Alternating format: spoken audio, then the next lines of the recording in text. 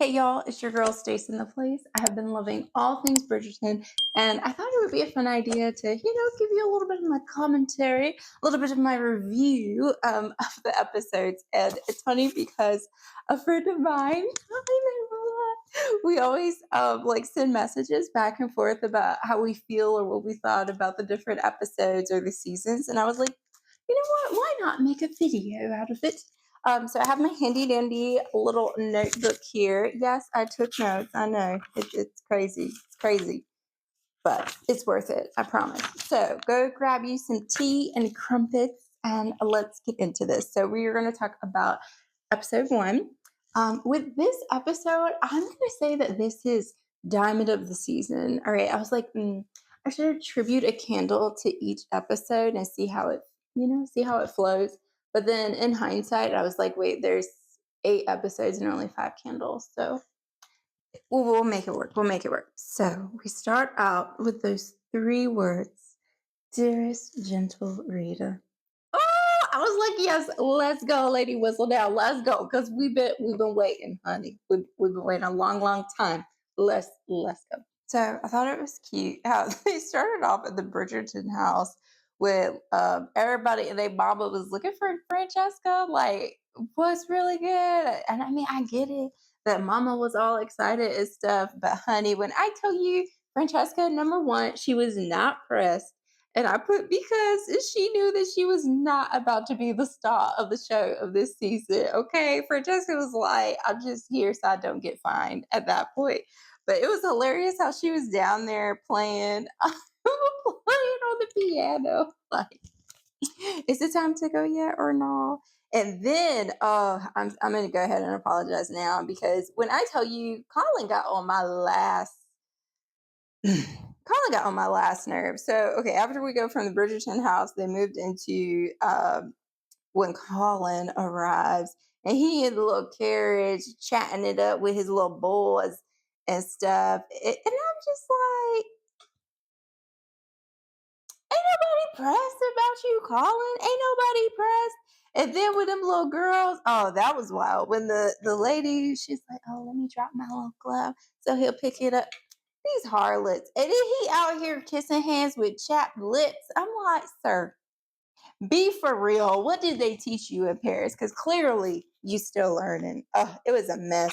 But then when he was in the carriage and he's like, yeah, my time away gave me a sense of proportion. I'm like, yeah, sense of proportion as in a big tail head because you full of yourself, honey. And I mean, I guess looking at his little glow up, like I could see why, but it was still annoying. I don't know. Maybe I just still felt some way because of the way that he treated Penn, but what else? So then they cut to the ball and Queen Charlotte was cutting up. Okay. She could not have a poker face to save her life. And then they asked her how it's going. She's talking about perhaps I need a casket. Queen Charlotte. Now, you know, this happens every year. These little girls out here trying to present themselves. You know, you finna be bored. You know, it's a debutante thing, but she stayed true to herself, honey. She said she was not here for the foolishness. Oh my goodness. And then when everybody was like walking down, or all the, I keep calling them debutantes, but when all the ladies were introducing themselves to society and they were walking down the aisle and they just, I'm like, dang, they stiff as a board. See, it couldn't be me because either I would have fell down the aisle or I would have been like that awkward little me, like, hey y'all. I would not, who would not be able to keep her composure as me? Oh my goodness, that would have been funny. But anyhow, Queen Charlotte, like, she was sitting over there looking like she needed some gas eggs. I mean, the Queen was going through it. She was very highly uncomfortable. Poor soul. And then Colin gonna show up to the little society thing, and what's her name? Oh, I can't believe I'm forgetting her name right now because she got on my nerves too. Oh, Eloise. And then you go back and forth. She's talking about. Since when could you slide into a room? And then he clocked her to you. It was like, it's since when are you wearing ruffles? Because, honey, the ruffles were out of control. I'm like, they gonna put ruffles on her dress, but not in the bag of chips. Like, okay, whatever. That's where all the ruffles went, I guess. Oh, it was a mess. It was a hot mess. So anyhow, Colin, I'm like, Colin done went and got a little taste of something, and cannot keep himself to himself. He out here looking up under, under every skirt. And then him looking at the little ladies across the aisle. I was just like, Colin, you better watch out, because you out here playing, winking, and all this stuff. All these little ladies trying to get familiar. You keep on, you gonna fool around, catch the clap out here. Keep on with your foolishness. Just ridiculous. No home training. Absolutely no home training. Went to Paris, honey, and brought Paris back with him. No offense to Paris. Paris is a lovely place. So then they move into they move into the little, like, I don't even know. I guess the pregame with the garden and the little mamas. Oh my goodness, the mamas were something else. And one of them was talking about the little ladies who's over there sweating over Colin yet again. And she she was like, yeah, they leave something to be desired. And oh my goodness, but I tell you, that cracked me up, because I am always saying that phrase. For the life of me, I can't even remember where I've picked that up, but like for years, like that is that's the nicest way that I can say that something just was not, it wasn't for me. It left something to be desired. And I was like, look at the mamas out here stealing my phrases. Yeah, okay, okay, that's fine, that's fine. Imitation is the best form of flattery. So next up, we had, yeah, sorry guys, like my little notes are all over the place. Oh, that was funny when Francesca, like, she was trying to fit in, and they talking about all this, like, the other girls were talking about, oh, like, I want my man to be like this. I want him to be charming, handsome, and full of love, and blah, blah, blah, blah. And Francesca was just like, I'm just trying to find somebody, something. Francesca was like, I don't even care who. I don't even care. I just want to find somebody. I'm like, I hear you, boo. I hear you.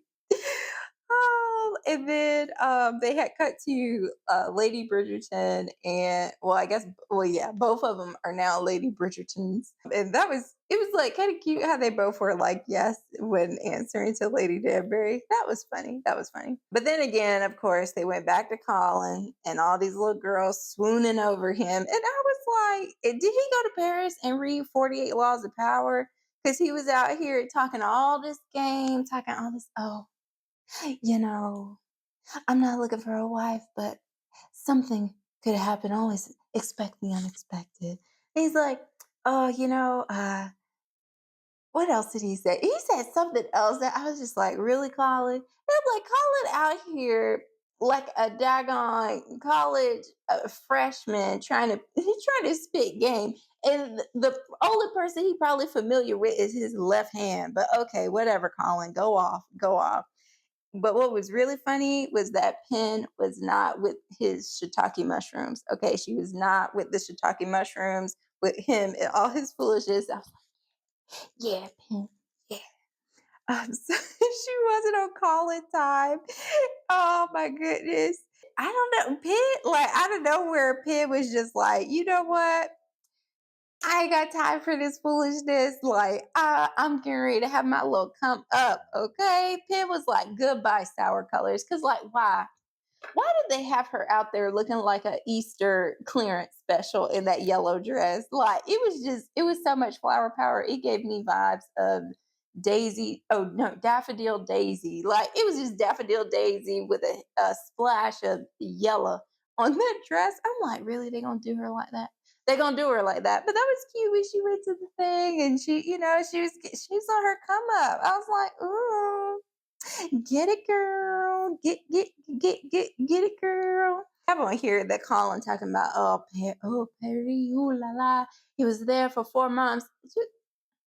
He always got something to say that's unnecessary. So then they cut to the Baron of Kent, and I was like, ooh, okay. Then when they found out I was like, Let's go. I mean, RIP to the old lady or the cold old lady, but let's go. Let's get ready for this come up, baby.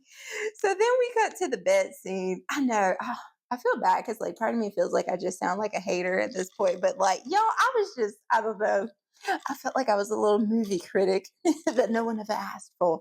Anyhow, so we cut to the bed scene with, dang, they were so unmemorable. I can't even remember their names.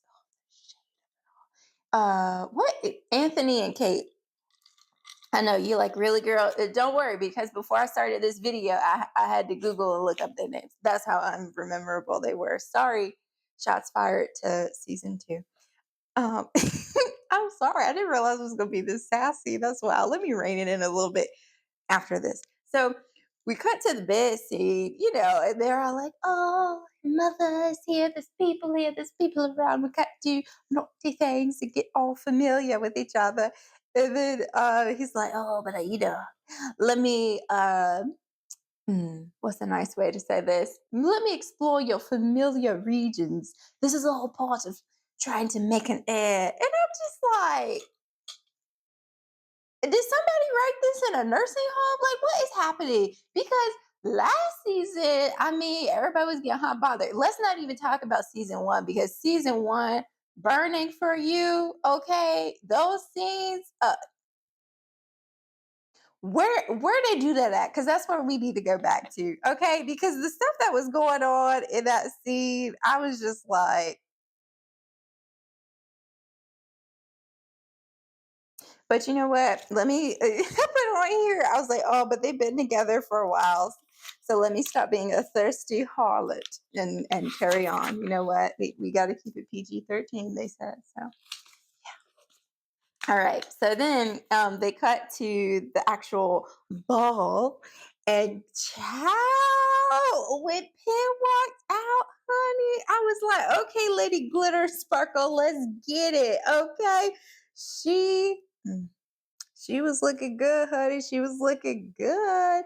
Oh, also, random thought. Did you guys notice the walls and the like pink color? I was like, oh, it matches Danbury shortbread. Mm-hmm. Oh my goodness. Okay, so when they were like, "We failed to collect your coat," and the people took Penn's coat, I was like, "Bam, thank you, ma'am." I mean, she was looking good. Okay, Penn was looking good. And the first thing that I thought of was like Poison Ivy. You know how like it's always the red hair and the green. And I mean, honey, when I tell you, Penn started off this season looking like she coming from money, honey. Okay, money, fresh money, cash money, taking over for the 99 and 2000s. Oh my goodness, honey, when I tell you, Penn was out here, I was like, Penn had the body and a body wave. Okay, she brought iridescent into the 19th century. I am such a fool. I can't believe I wrote that down. But y'all, these haters out here hate it, talk about, oh, if she wants to wear a melancholy color, that's her prerogative. How you gonna hate from outside the club? How you But yeah, a mess. I mean, they just my girl Penn, po thing. They always hating on her. So yeah, they everybody was out there looking for Colin, out here trying to take swigs of vodka Colin. I'm just like, oh my gosh, like how much do we have to play this up? Like, can we talk? Can we all go over Penn? Can we, I don't know, admire Penn's bosom? Like, a Penn got it going on too. But we just out here just staring Colin down. Got to listen to his whole resume and stories.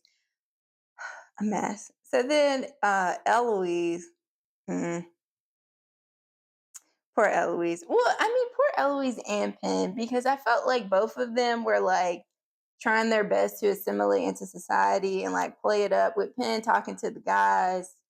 That was tragic. And then with Eloise talking to the ladies, talking about, oh, what's your favorite stitch? But it was funny because when the girl was like, "Oh, a jest, how clever."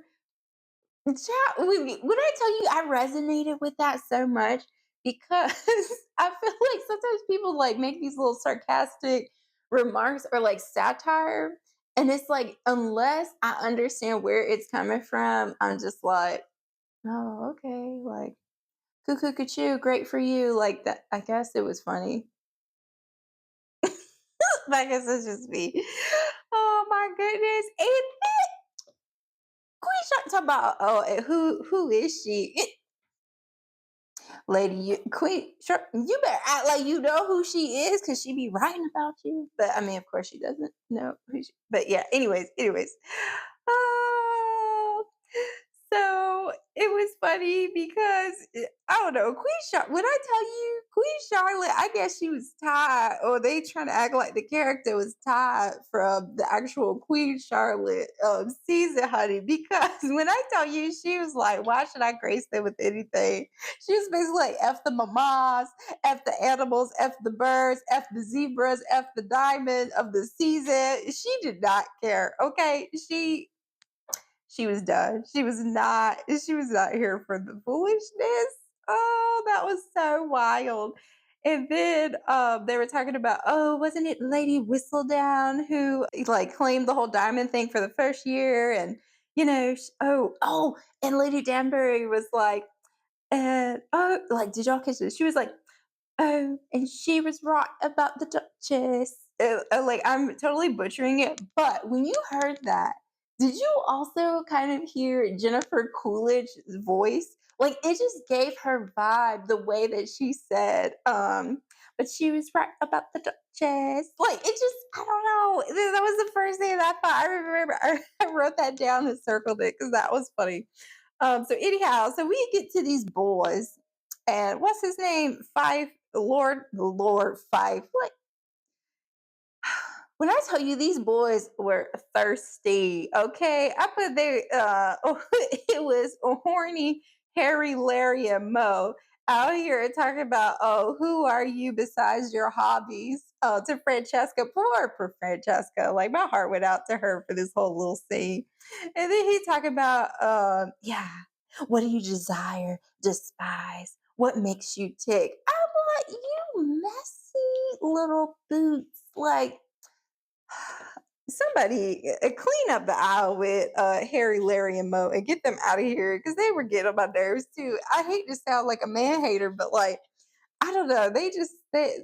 This episode, it was not friendly to the men folk. So then we cut to Penn.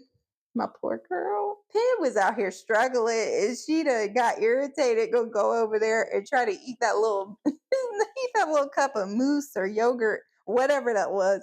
And talking about it's just a cold headache. I'm like, girl, she cut up. And then that was funny when they said that somebody was a congenial looking miss. Like, the shade of it all. See, that's why I feel like I could be shady because honey, they were a shade tree up in there. Oh, and then Miss Cowper. Oh, Miss Cowper got on my last nerve with that little sneer. I'm like, these hating hoochies and struggling pick me's. Like, seriously? And she was so jealous. And the audacity of her to answer after she done ripped Penn's dress, talking about, oh, yes, that'd be great for some help. Then she's talking about, oh, if you didn't use cheap fabric, then your dress wouldn't have ripped. Maybe if you wasn't such a jealous harlot, then maybe the heaviness of your weight wouldn't have ripped my dress, Miss Cowper. Oh, she getting on my nerves. This whole she mm, I have nothing nice to say. Let me just carry on.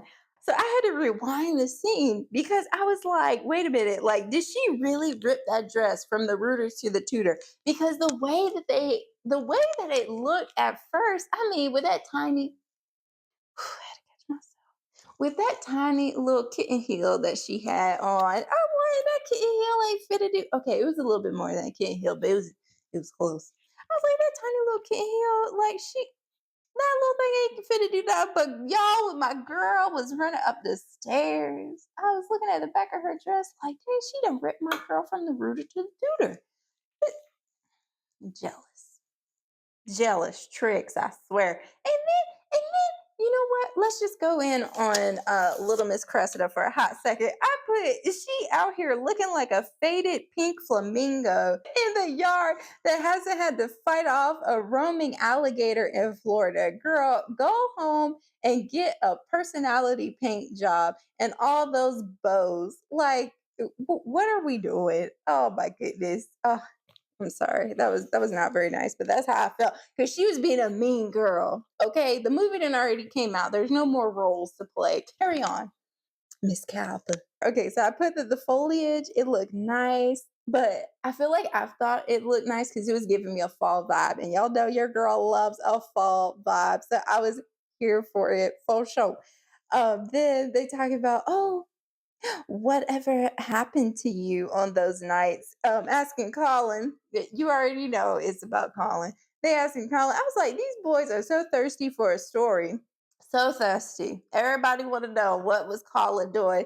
And I was like, Colin was probably in Paris rolling boats across the Seine and painting his dream of what a lady looked like. But the streets, aka his little peeps, want to insinuate that he was knocking down pantaloons and knickers on the high school of it all. I was just like, they just, I mean, they were just acting like it just, I don't know. It just kept giving me high school vibes. So I was like, and then when he was talking to Penn, talking about, I miss you. You can miss these nuts. Well, that's what she really wanted to say, but she couldn't say that. But I put, and then when Pam wasn't here for it, I was like, yeah, that's what you get, Colin, because it didn't land how you thought it was going to land, playboy. Out here trying to take Penn for granted. That's exactly what he get. And then when she I was like, yeah, because how you want to say, oh, you would never court her, but then you want to talk in private, and then you want to say something like that. And I was like, if he don't take his wannabe gigolo butt and go sit down somewhere, I'm like, sir, please. But that was funny when they were like, even a broken clock is right twice a day. Because when I tell you, I have this watch that I love to death, and I really need to get a battery. I think the last time I replaced the battery, but at this point, I'm just like, I shouldn't even tell y'all, but I'm like, at this point, ain't nobody checking for that watch. Like, I just put the watch on, but I don't check the watch for time. So, like, what's the point of putting it in the battery? But then again, I don't want to go to that fancy event or wear my watch on one of these videos and one of y'all be like, girl, it wasn't one of those 2 times of the day. So you know what? Matter of fact, I need to put that on my to-do list to get my watch battery done this week because I'm over here talking too much trash about these characters. Anyhow, jumping back in. What else? What other foolishness did I write down? I just have that the royals were off the chain. And then somebody was like, before I found out it's forged. Oh, that's right. He was like, oh, it was what was his name? I want to call him Dumas, but it's not. What was his name? Dundas. Yeah, when Lord Dundas rolled up to the Featherington household, and he was talking all this mess to Lady Featherington, and talking about, yeah, before I find out that the whole will, I was going to say the will of testament, the whole little will about, oh, if one of the Featherington little children pop out an heir, then they can have the fortune. Da da da da. And so he was like, "Yeah, well, you better make sure they out here popping out puppies before I find out that it's forged." And I was like, "I wish one of them cherries would forge a chokehold in his throat." I'm so mean. Oh my gosh. But I really admired Miss Featherington and her little poker face because, honey, Lord Dundas was about to be done, done out of there. Like, I swear, y'all, these are the craziest thoughts that I be having in my head when I'm watching these shows. Like, I wish that I could just like hook up a microphone to my brain so y'all could just hear it as I'm watching it. But I tried to write down as much as I could. So yeah, it was wild. I just, the whole Cressida and Eloise thing, I felt like Cressida was a pet project for Eloise. And I wrote that she's going to be Eloise's downfall. I don't know why, but I just felt this vibe like it's kind of like, I mean, I feel like everyone has experienced it probably at some point in your life. Like, I can think of it in grade school when, like, you have a really close friend and something happens, they pick you last for dodge. Well, no, that's picking your best friend last for dodgeball. Like, that's very egregious. So maybe like you have a class project and the person next to them picks your best friend to be their partner, but then you mad because you like, what's up? Like, we were always partners. And then y'all have like that little tiff. And then you be like, oh, because you won't play them games, let me go and find somebody else to be friends with me. Because what you not finna do is catch me out here on the playground playing monkey bars by myself, looking silly, like that kind of thing. So I mean, I feel like we've all went through it, but then like you learn that it's better to have that conversation and work things through with your friend than to try and just go and build a friend or you say build a friend. But yeah, you out here like build a bear. You out here like, oh yeah, let me go build a friend real quick because what you not gonna do is catch me slipping and looking like I'm dumb by myself. But now she just looked dumb with Cressida. But okay, let's see. Hey, oh, so then they had cut to Anthony and Kate. See, I put some respect. I'm remembering them now. They cut to their little office scene, and I was like, okay, like this is what I was expecting. Like I get it that they already had their little honeymoon and whatnot. But I just thought, we get a little bit of heat, a little bit of something, a little bit of, a little bit of something to look at, or not even look at, but like, just a vibe with, just a little romantic novel vibes. Okay, we're almost done. We're almost done. Next up, Francesca. Oh, I said Francesca said she's a realist and not a dreamer, honey. Oh my gosh, that was just too funny. Like she was not here for these made up fairy tale men. Like, and then they cut to Penn again. Oh, my girl, my queen. Chat. When I tell you, I need to know who is Penn's stylist because the body waves were body waving. And her green wardrobe capsule, I'm like, I was like, girl, did you go to one of those stylists to find your seasonal color palette? Because I see you. Okay. Like when I tell you, she must have rolled up into the 19th century little thing. It was like, ooh, I've heard that they're doing seasonal color palettes. Can you find out am I a winter or a true autumn? I wonder what color she is actually. If anybody's into that seasonal color palette stuff, like what color palette do you think she is? I'm gonna look it up and then like fingers crossed I'll remember and for the next episode we could chat about it. But I'm very curious what color she would be. I kind of want to try it, but then at the same time, like they have filters and stuff that you can do on TikTok to try and see like what color looks best on you. But I don't trust myself and I just don't feel like giving $100 away to somebody to try to like find what my color is. So yeah, I don't know. We'll think on it. But if anyone has done it and you feel like it was worth it, like please let me know in the comments because I don't know. I might risk it all. Maybe. I don't know. We'll see. Maybe. If I give me a little bonus, then yeah. Okay, so anyhow, oh man. Then they cut again. I should have kept tally of how many times they kept going to Colin talking about his little travels. Because at first it's like, oh, he was gone for 4 months.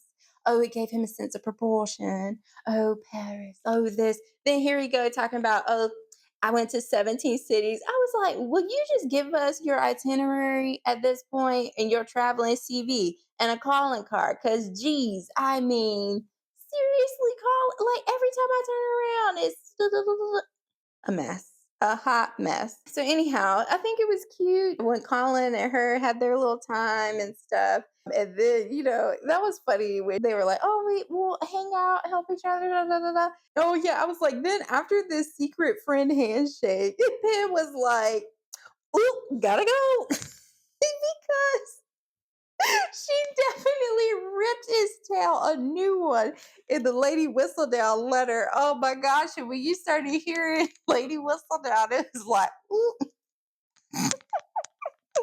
She said too much. She done ripped him to shreds, honey. Now he want to be sweet. Oh, but it's too late. Oh my goodness. And then, oh my gosh, I put down here, I was like, didn't they tell you that she was a literary savage? Have these fools withered and damaged. Never told you you could have it. I swear, I feel like I could alter, well, I don't know. I had to put literary savage in there, but it just doesn't flow the way that Rihanna makes it flow. But yeah, I don't know. I feel like that song can be applied to so many things in life. Anyways, so now I have fortitude or fear. You serve your majesty because the girls are ready to play ball. And I was just like, I mean, I guess the girls are ready to play ball. Really, the girls are ready to play with Collins ball, but okay. Anyhow, moving on from that inappropriate comment. So Eloise, with Eloise, I don't know. After this episode, I don't know how I feel about her. Like she just she just I wasn't feeling the vibes with her. And then part of me worried when she was talking to Colin and she's like talking all this stuff about Lady Whistledown. I'm just like, here we go. Because it's been 2 seasons. Okay, well, technically it's just been one.